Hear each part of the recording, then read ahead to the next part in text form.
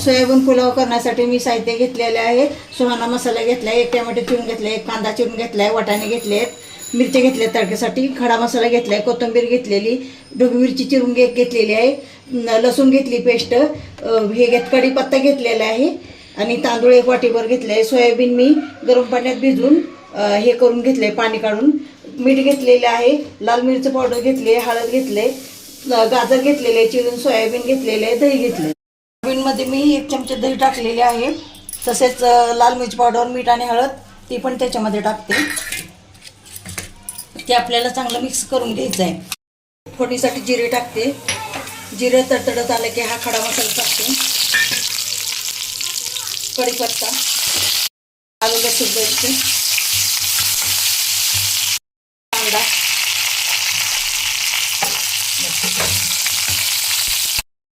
Tomato टाकते. तसेच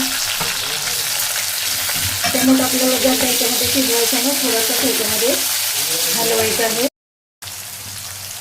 आपण मिरची ढोबळी टाकत आहोत आणि गाजर आणि बीन्स पण टाकतोय. थोडासा सुहाना मसाला टाकतोय, गरम मसाला, सोयाबीन सगळे एकजीव करतोय मिश्रण. मीठ,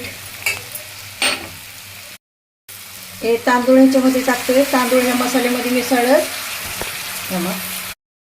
सगळं मिश्रण आपण एकजीव करत आहोत, म्हणजे तांदळाला चांगली टेस्ट येते ह्या मसाल्यामुळं.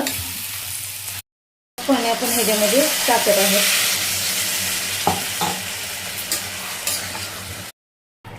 थोडी कोथिंबीर. त्यासाठी आपण हा पुलाव शिजवायला ठेवतोय, झाकण घालते. मिरच्या टाकते, मिरच्या तडक्यासाठी टाकलेल्या आहेत. सोयाबीन पुलाव आपला तयार झालेला आहे. मस्त कशी वाफ बीप चाललेली आहे बघा. त्याच्यावरती आपण मिरचीचा तडका टाकत आहोत.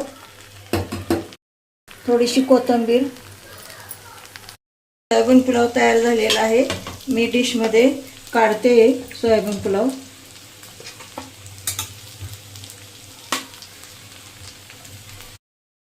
सोयाबीन पुलाव तयार झालेला आहे. त्याच्यासोबत दही घेतलेलं आहे. माझ्या व्हिडिओला लाईक करा, सबस्क्राईब करा, शेअर करा.